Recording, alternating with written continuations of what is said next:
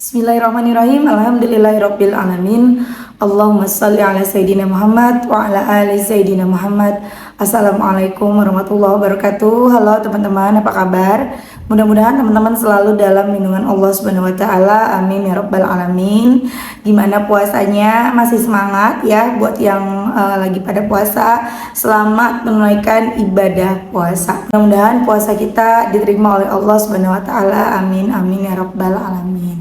Nah teman-teman, sebelum aku bacain testimoni, buat teman-teman yang belum punya buku ini, buku aku Jangan Pernah Lelah, Ada Nikmat di Setiap Sholawat. Ini tuh buku pertamaku. Insya Allah buku ini bisa nambah semangat teman-teman dalam bersolawat. Kalau teman-teman mau beli, teman-teman bisa langsung ke Gramedia atau teman-teman bisa hubungin admin via WhatsApp maupun via Shopee. Nanti klik aja linknya di deskripsi box ya. Dan buat teman-teman yang mau belinya di Playstore juga ada ya.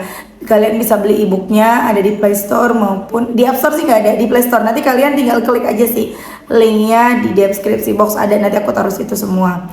Buat teman-teman yang punya testimoni sholawat, langsung aja kirimkan testimoni teman-teman ke WhatsApp admin. Ini nomornya 0813 1543 0565. Nah langsung aja aku akan bacain testimoninya. Ini dari Mbak Vita di Cikarang. Assalamualaikum Mbak Mel. Waalaikumsalam. Saya mau cerita, saya udah menikah 3 tahun Mbak. Setelah menikah saya mengambil rumah KPR karena belum punya tabungan. Saya dan suami mengambil hutang ke bank sebesar 40 juta yang rencananya untuk DP dan renovasi dapur. Tapi tanpa disangka kami ketipu marketing. Rumah tidak di ACC dan marketing tidak bertanggung jawab. Setelah itu uang 40 juta dipakai entah Mbak Mel kepake apa aja dalam waktu setahun habis. Padahal suami saya juga kerja. Saat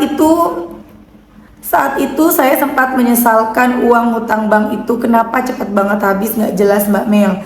Akhirnya kami harus mencicil hutang bank sebesar 1,2 juta selama 3 tahun. Setelah itu saya sempat sedih banget Mbak. Iseng-iseng saya buka Instagram, ketemu Instagramnya Mbak Melisa.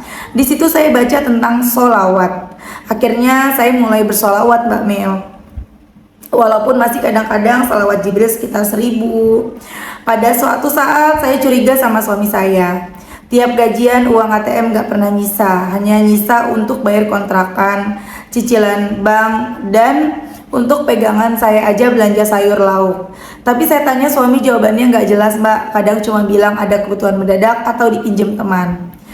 Sedih banget saya rasanya Mbak, suami gak jujur tentang gajinya. Padahal suami gajian 7 juta, belum kalau ada lemburan kadang sampai 10 juta. Kadang baru sampai pertengahan bulan udah habis Mbak, sampai saya kadang pinjam kakak saya. Akhirnya saya lebih rajin lagi baca sholawat. Saya tambahin sholawat munjiat walaupun cuma 10 kali setelah sholat. Dan suatu saat suami saya ketahuan Mbak, dia main game online atau judi online yang sekarang sedang ngetren. Bener-bener Mbak, saya kaget. Suami saya sampai ngutang ke temennya, utang pinjol, dan sering membohongi saya soal uang. Setelah ketahuan suami saya memang ngaku menyesal Mbak, tapi tetap diulang sampai saya jual emas, perhiasan, dan lain-lain untuk mencicil utang-utangnya. Sampai suatu saat sempat putus asa Mbak, saya capek banget. Kami udah utang bank 40 juta saat awal menikah, sekarang ditambah utang untuk judi 40 juta lebih Mbak. Suami saya juga masih judi terus diam-diam. Sudah minta tolong ke keluarga suami untuk menasehati, tapi tetap aja nggak mempan. Dan suatu saat saya benar-benar stres, ingin pisah, tapi kasihan sama anak saya yang masih kecil belum ngerti apa-apa. Tiap hari saya nangis Mbak sampai pusing. Setiap saat buka Instagram Mbak Mel, saya seperti ada semangat lagi. Saya terus baca salawat Jibril, salawat munjiat, saya tambahin lagi jumlahnya. Saya bangun pagi salat subuh, salat duha, tiap hari baca waqiah dan yasin, istighfar. Benar-benar keajaiban Allah Mbak. Setelah saya nginep di rumah kakak saya yang habis melahirkan untuk menjenguk 1 mingguan, suami saya menjemput saya. Tiba-tiba saya kaget, pagi-pagi suami saya salat subuh berjamaah di masjid yang biasanya tidak pernah. Suami saya tiba-tiba minta maaf sama saya. Dia menjual motornya untuk membayar utang pinjol. Saya benar-benar bersyukur banget, sujud syukur sama Allah. Suami minta tukeran HP, pakai HP saya yang memorinya penuh, tidak bisa buat game. Dan suami juga diam-diam katanya udah curhat sama Pak Ustadz dekat kontrakan saya. Benar-benar Masya Allah keajaiban sholawat Mbak. Alhamdulillah lagi akhir tahun kemarin suami dapat bonusan lebih bisa untuk sebagian utang-utang kami, dan sekarang utang kami tinggal 10 juta di bank, 5 juta dipinjol mbak. Karena suami tidak ada motor, kami mengambil motor baru di dealer untuk kerja. Sebenarnya saya agak sayangkan ini, tapi sudah terlanjur, mudah-mudahan bisa dibayar double angsurannya nanti. Memang sekarang utang masih ada mbak, tapi saya sangat bersyukur karena suami saya bisa berubah. Walaupun kadang gaji tinggal sedikit untuk kebutuhan, tapi ada aja rezekinya mbak. Suami saya kadang ada uang sampingan dari jual beli limbah. Gak tahu kenapa sekarang saya yang tadinya bangun pagi males-malesan, sekarang bisa bangun jam setengah 4 pagi untuk sholat tahajud, sholawatan, qobliyah subuh, sholat duha, baca waqiah, dan malamnya baca yasin. Kadang juga kalau ada waktu luang baca surat yang lain mbak. Sekarang setiap dengar azan entah kenapa langsung pengen wudhu. Untuk salawat setiap hari saya baca salawat Jibril 200 kali, Sajaratun Nuqud 100 kali, istighfar dan salawat munjiat 400 kali sehari.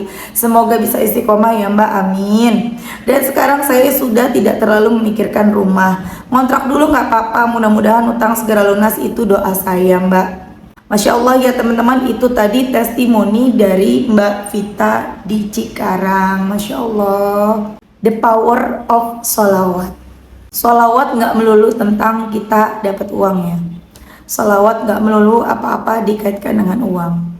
Sholawat juga bisa membuat suami kita atau istri kita, pasangan kita, ya, atau orang tua kita yang enggak sholat jadi mau sholat, yang tadinya sifatnya tidak sesuai dengan keinginan kita menjadi sesuai keinginan kita. Jadi bukan sholawat untuk A, B, C, bukan sholawatin A, B, C, enggak.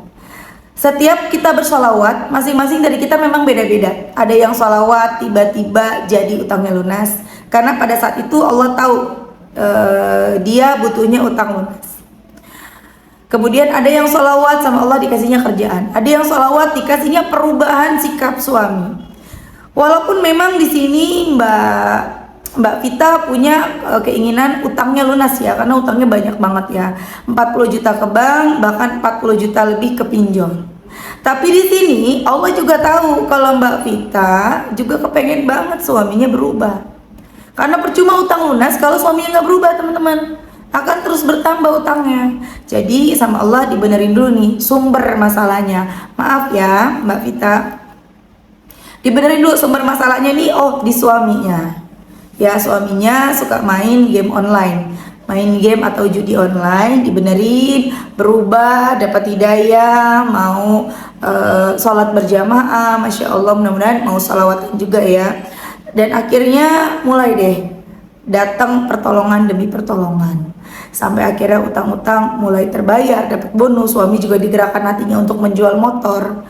Masya Allah, the power of sholawat. Jadi kalau teman-teman sekarang hatinya lagi gundah karena pasangannya teman-teman ini nggak sesuai sama teman-teman, ya mungkin nggak terbuka masalah keuangan, atau mungkin pasangannya teman-teman ini masih menyimpan rasa pada yang lain misalnya gitu ya, atau teman-teman punya masalah sama mertua, sama ipar, sama orang tua, atau sama siapapun, udah istiqomahin aja sholawat, nanti satu persatu tuh beres masalahnya.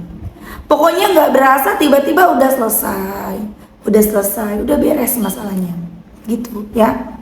Masya Allah banget. Dan seperti di awal tadi Mbak Vita mau ambil perumahan ya, KPR, ternyata gagal. Alhamdulillah Mbak, kalau misalnya jadi kayak apa coba? Udah mau utang DP-nya 40 juta, ditambah lagi kredit rumah juga, ditambah lagi suami ada main game online.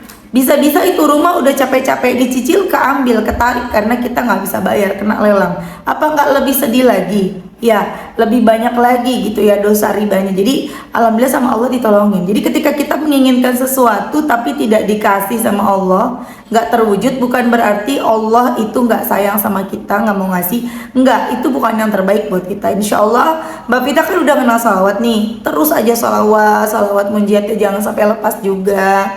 Dan insya Allah Mbak Vita nanti bisa punya rumah, dan kalau bisa rumahnya itu tidak riba, amin. Begitu juga dengan teman-teman ya, buat kalian yang sekarang aduh malu masih ngontrak, malu nggak punya rumah, udah nggak apa-apa. Nggak apa-apa, malu di mata manusia, tapi kan kita baik di mata Allah. Kita nggak punya dosa riba, nggak mumet. Teman-teman punya utang riba itu mumet nih, aku mumet nih. Aku punya cicilan rumah loh, tapi alhamdulillah tahun depan selesai. Aku ambil 10 tahun dulu ngambilnya nggak tahu kalau itu riba. Ya teman-teman yang sering nonton aku pasti tahu lah kisahku ya. Jadi kalau bisa mah jangan riba ya. Tapi ada yang bilang, aku dengar ceramah katanya kalau syariah boleh ya. Kalau yang ngambilnya syariah boleh. Ada kok pasti perumahan-perumahan yang nggak riba. Soalnya aku waktu di Tarakan aku punya temen. Dulu aku sempat kontrak juga di perumahan itu. Namanya Perubahan Aji Amir. Dia bener-bener nggak ada riba. Memang harganya mahal teman-teman ya. Mungkin itu tadi ribanya itu bukan riba ya, maksudnya dia ngambil untungnya lebih besar, tapi nggak ada riba di situ loh teman-teman. Jadi misalnya harga rumah di mana-mana lebih murah, dia agak mahal. Cuma di situ bener-bener kalau misalnya kalian punya DP berapa gitu, aku masih ingat misalnya kita punya DP 100 juta atau 50 juta kasih. Pak, saya mau cicilnya sekian tahun, Pak. Saya bisanya sanggupnya per bulannya 3 juta, misalnya gitu. Ya udah, bisa. Jadi itu selama setiap bulan bayar 3 juta ke Pak Haji pemilik rumah ini gitu loh. Masya Allah. Semoga kita bisa seperti itu ya teman-teman ya. Semoga kita semua nih sama Allah diberikan kemudahan, kelancaran rezeki, jadi orang yang bermanfaat, punya perumahan yang perumahannya nggak riba. Kita kasih kemudahan ke orang-orang yang kepengen punya rumah tapi susah gitu loh karena gajinya kecil. Kita kasih kemudahan buat mereka yang kepengen bisa punya rumah, yang pengen nggak ngontrak lagi, kita mudahin tanpa riba. Amin. Mudah-mudahan ya, nggak ada yang nggak mungkin bagi Allah. Sholawat terus sebanyak-banyaknya. Mudah-mudahan kita bisa menjadi orang yang bermanfaat bagi banyak orang. Amin. Jadi kembali ke kisah perumahan itu, perumahan Pak Haji itu. Jadi kalau misalnya ada yang telat bayar, ya nggak ada dendanya, nggak ada ribanya, karena memang tidak ada perjanjian untuk yang telat bayar denda gitu loh. Cuman yang paling malu aja gitu, nggak enak ya, kita udah ditolong, udah dikasih kemudahan, terus kita bayarnya telat. Kalau bisa jangan sampai telat gitu ya. Dan mudah-mudahan nanti Mbak Vita juga akan ketemu perumahan yang seperti itu. Jadi nggak ada riba. Amin. Nggak ada yang nggak mungkin bagi Allah. Atau Mbak Vita sekalian deh ya belinya cash. Nggak ada yang nggak mungkin bagi Allah. Ingat aja itu terus teman-teman. Jadi nggak usah sedih sekarang teman-teman masih ngontrak. Mungkin kalau orang ngontrak rasanya dikucilkan gitu ya. Sebenarnya nggak dikucilin sih teman-teman. Mungkin perasaan kita aja. Karena aku pengalaman dulu waktu aku masih kecil, waktu aku masih sekolah sampai aku kuliah ya, orang tua aku ngontrak rumah, orang tua aku merasa minder gitu loh teman-teman, merasa minder sama tetangga-tetangga, merasa kayaknya kok begini-gini, kayaknya tetangganya seperti ini, kok kayaknya kayak nggak mau temenan sama aku gitu, kayak gitu ya. Tapi ternyata mereka baik banget loh teman-teman. Pada saat mamaku meninggal dunia, padahal mamaku udah nggak di perumahan itu lagi, mereka semua tuh ngelayat, mereka semua tuh datang. Mereka semua tuh membantu. Bahkan yang memandikan mamaku, ya mereka-mereka itu di perumahan yang dulu mama aku ngontrak. Jadi teman-teman kalau sekarang kalian merasa, kok kayaknya aku rendah banget ya aku ngontrak, kayaknya tetangga aku, enggak. Itu bisa jadi hanya suuzonnya diri kita aja. Mereka nggak ada pikiran seperti itu. Makanya kita disuruh selalu berhusnuzon. Kita disuruh selalu berprasangka baik supaya nggak capek sendiri kitanya. Enggak, mereka nggak mengucilkan kita kok. Ya, jangan merasa rendah. Ya teman-teman ya, berusaha kita untuk semangat terus. Kita punya Allah. Udah, itu dong satu benteng buat kita. Kita punya Allah. Dan kita doakan semoga Mbak Vita utangnya segera lunas ya Mbak ya. Dan kemudian bisa segera punya rumah. Begitu juga dengan teman-teman.